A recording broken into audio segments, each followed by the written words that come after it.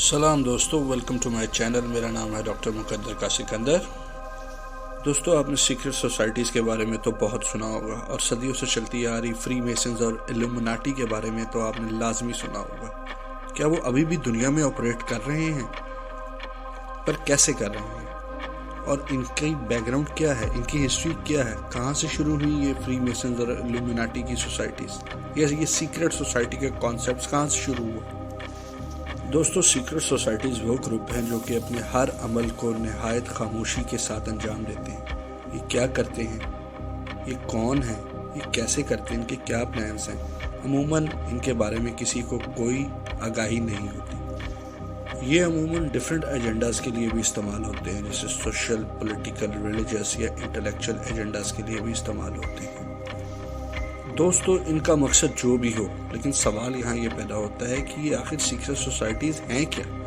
یہ کیوں ایگزسٹ کرتی ہیں؟ یہ کیوں پنپتی ہیں؟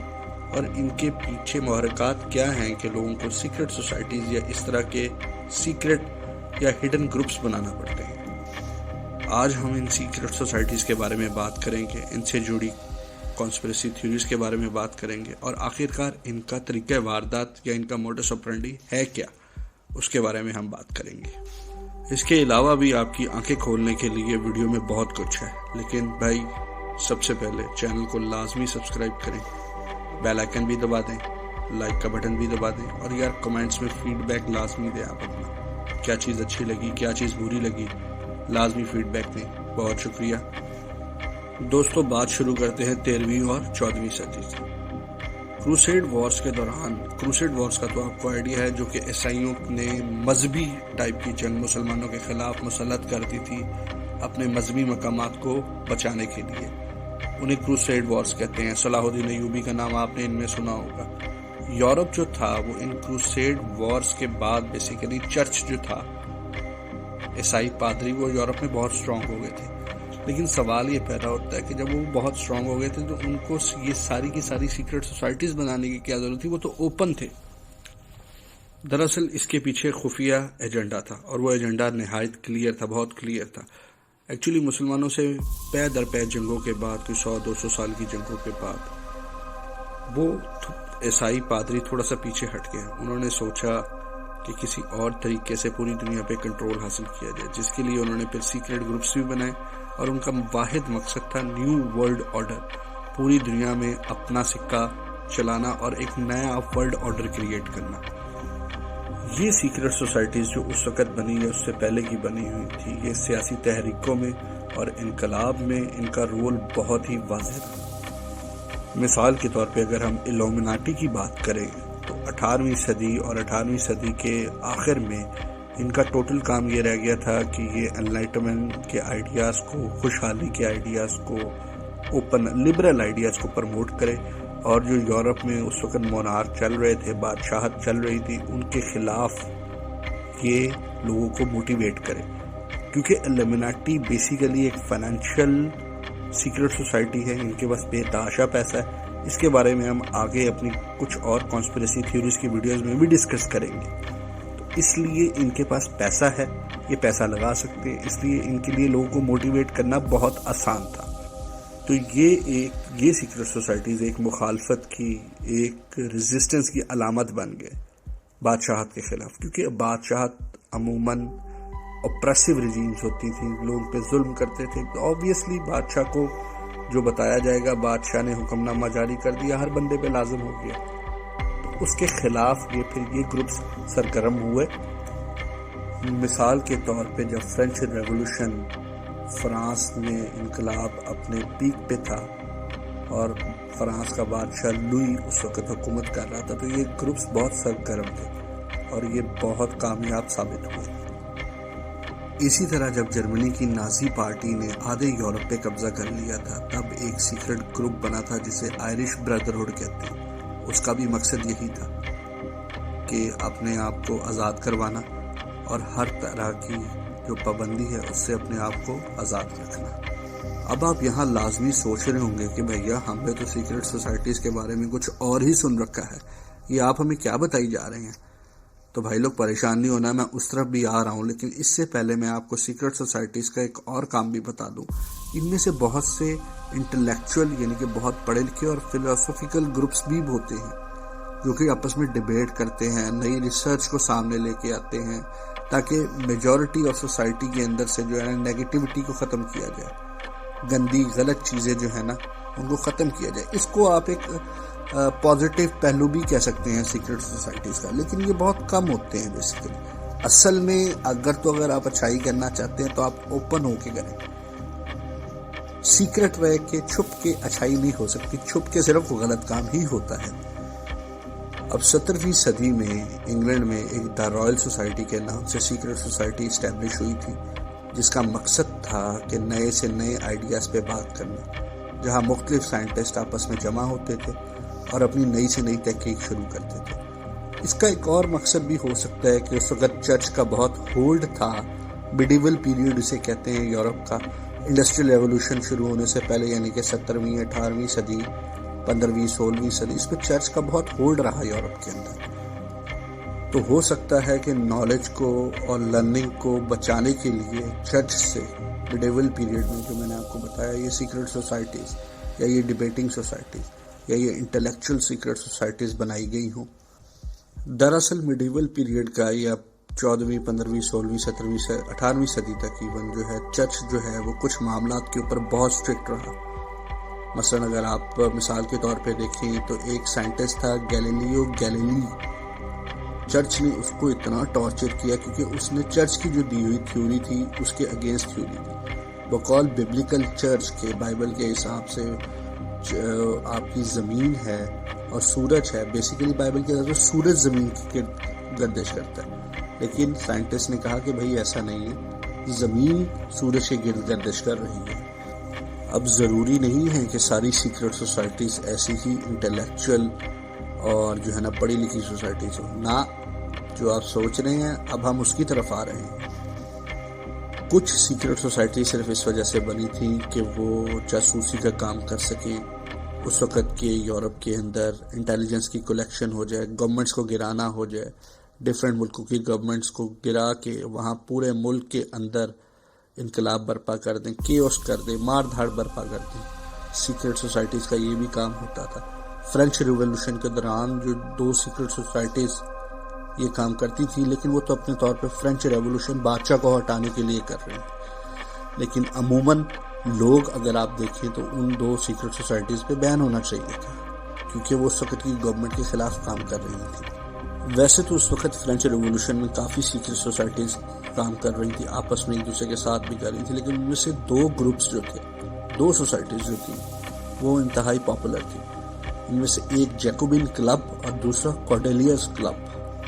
جیکوبن کلب جو کہ اس وقت کی سب سے پاورفل سیکرٹ سوسائٹی تھی، 1789 میں اسٹیبلش کی تھی، جس کا پہلے مقصد ایک ڈیبیٹنگ سوسائٹی تھی، یعنی کہ ایک ہال میں کالج کے اسٹوڈنٹس کچھ پڑھے لکھے انٹلیکچوئلز اکٹھے ہو جاتے اور مختلف معاملات پہ، مختلف شعبہ زندگی پہ ڈیبیٹ کرتے۔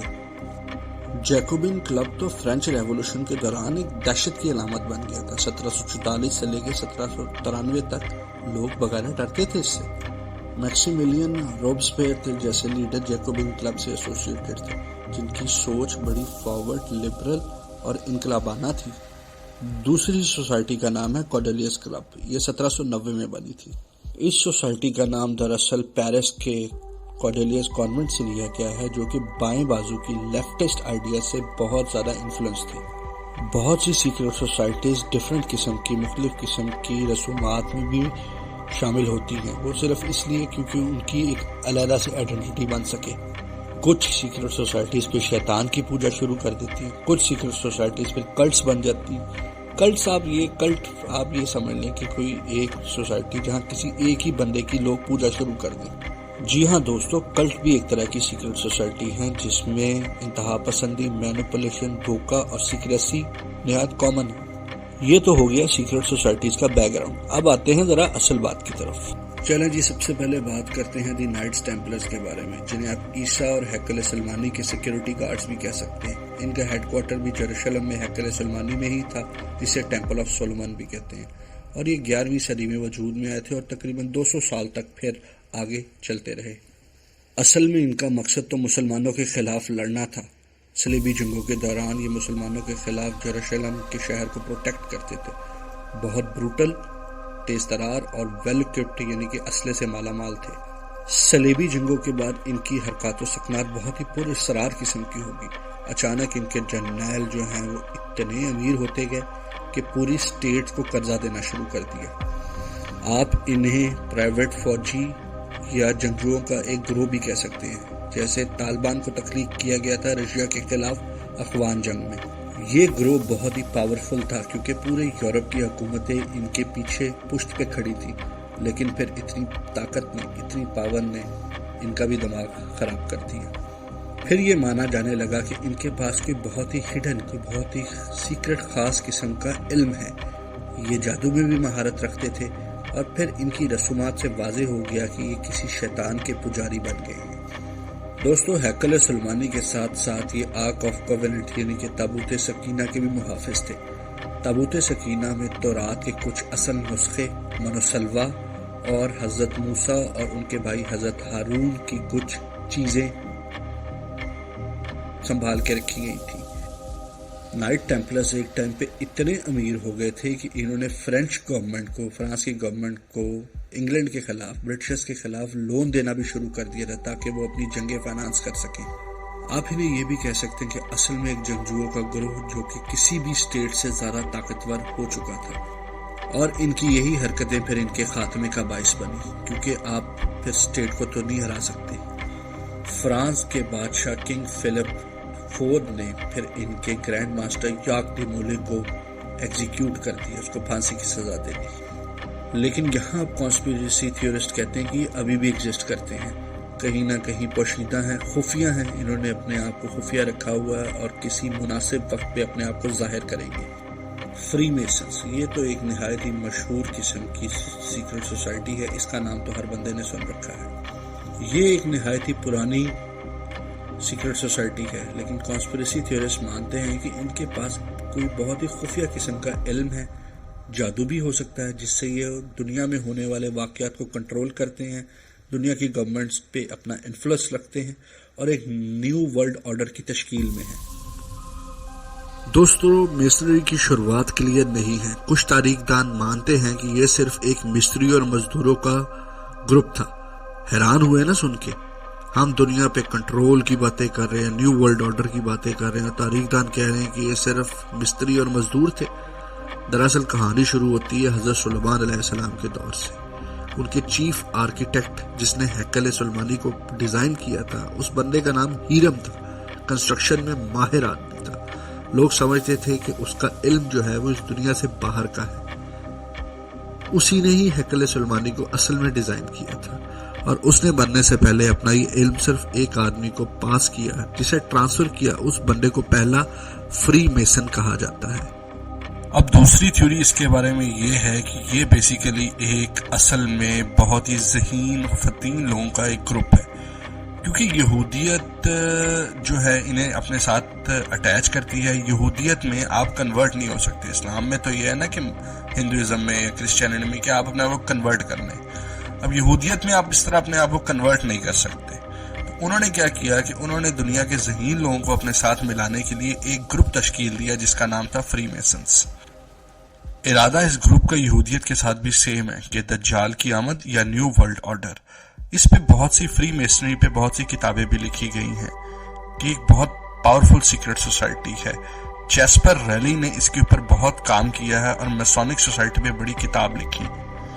کچھ اور کتابی حوالہ جات دیے جائیں تو ان میں سے ایک جے رابنسن کی بک ہے دا بان آف بلڈ، جس میں کہا جاتا ہے کہ بیسیکلی فری میسنز جو ہیں وہ نائٹ ٹیمپلرز کی ہی ایک برانچ ہے. ایک اور آتھر کرسٹوفر نائٹ اپنی کتاب دا ہیرم کی، وہی ہیرم جس کے بارے میں پہلے آپ کو ریفر کر چکا ہوں، میں فری میسنز کا تعلق جو ہے وہ ایجپشین مصری فرعونوں سے جوڑتے ہیں اور وہاں سے پھر بنی اسرائیل اور یہودیوں سے. دوستو، اگلی سوسائٹی ہے الومناٹی. یہ کوئی 18ویں صدی میں ایک خفیہ آرگنائزیشن کے طور پہ بنائی گئی تھی. دوستو، الومناٹی کے بارے میں بھی بہت سی کانسپیریسی تھیوریاں پوری دنیا میں گردش کرتی ہیں. مقصد ان کا وہی ہے، گلوبل کنٹرول اور پوری دنیا کے ایونٹس کو کنٹرول کرنا اور اپنے حساب سے چلانا. دوستو لفظ ایلومیناٹی بہت سی آرگنائزیشن کے لیے استعمال ہوتا ہے، تاریخی طور پر بھی اور آج کے دور میں بھی، لیکن زیادہ تر یہ باویرین ایلومیناٹی کے ساتھ ایسوسیٹ کیا جاتا ہے۔ یہ تنظیم دراصل ایک خفیہ تنظیم تھی جسے بویریا میں ایڈم واشاپ نامی ایک بندے نے 1776 میں تشکیل دیا تھا۔ واشاپ دراصل روشن خیالی اور سیکولرزم جیسے کانسیپٹس کا حامی تھا۔ سیکولرزم مطلب آپ اسٹیٹ کے قوانین کو مذہبی قوانین سے علیحدہ کر دیتے ہیں۔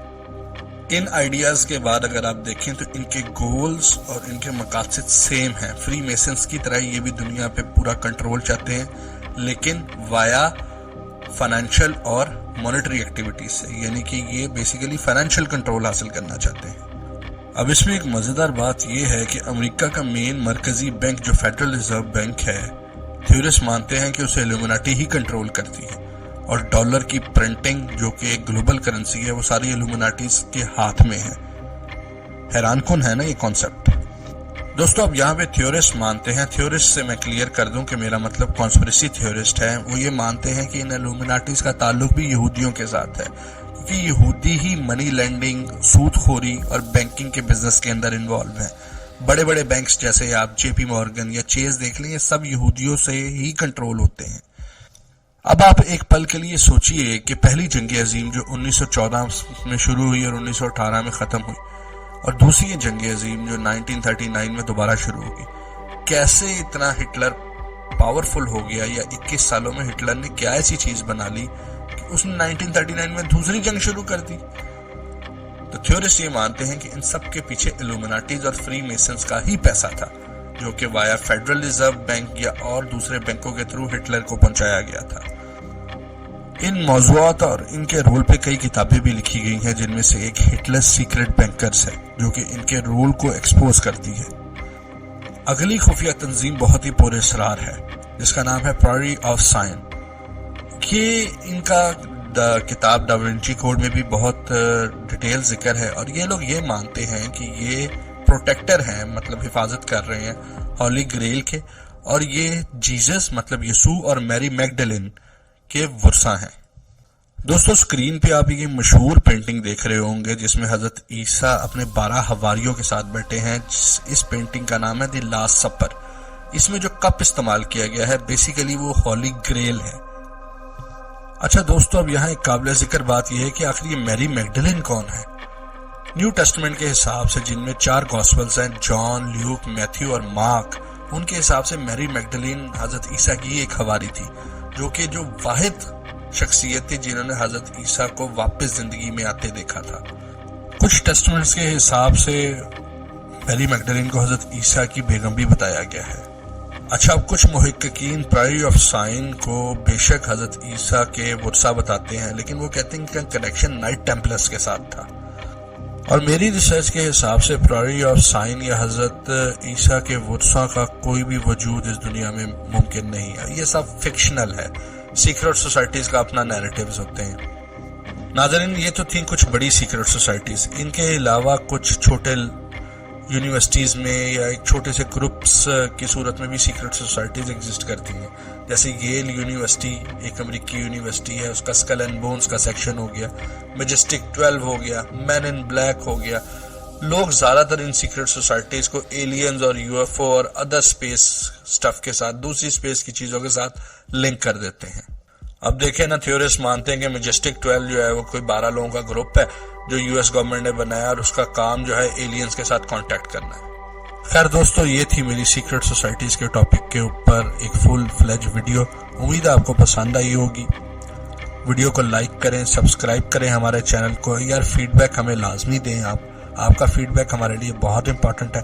کامنٹ سیکشن کھلا ہے، پلیز فیڈ بیک دیں۔ گاڈ بلیس، اللہ نگہبان۔